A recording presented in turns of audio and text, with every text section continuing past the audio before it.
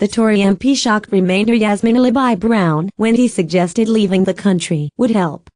Speaking on the Daily Politics show, Miss Ali-Brown said, "The sensible ones can see Brexiteers are taking us over the cliff, so we are both frightened and already grieving for what might have been had leave not won.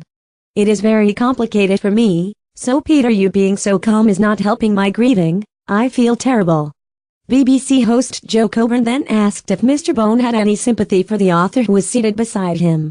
He responded, "I have sympathy for people in that position, and there are some. I do think counseling would be a good idea.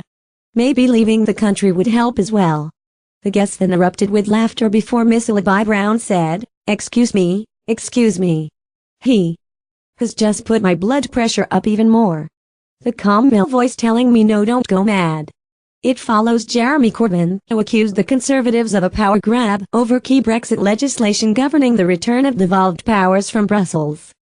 BBC Brexit News. Peter Bone had a simple answer when asked if he was sympathetic to Remainers maybe leaving the country would help as well. Peter Bone, the Labour leader, said he was very happy that Scottish Labour will vote against the Scottish Parliament granting consent for the EU withdrawal bill next week.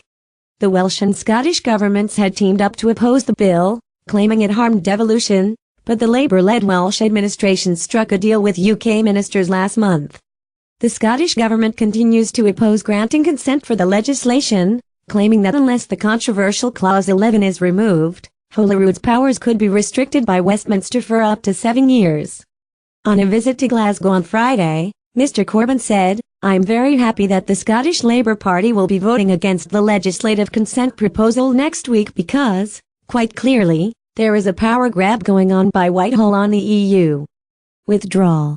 What they are doing is taking powers from Brussels that then ought to go to Scotland, Wales and English regions, and instead hoarding them in Whitehall. That is unacceptable to us, and we have made that very clear. We are a party of devolution. Therefore, devolution sometimes throws up interesting answers. I'm quite happy about that because that is what devolution is about, people making their own decisions. But as far as I'm concerned, there should be the maximum devolution from the EU withdrawal to Scotland, Wales and the English regions.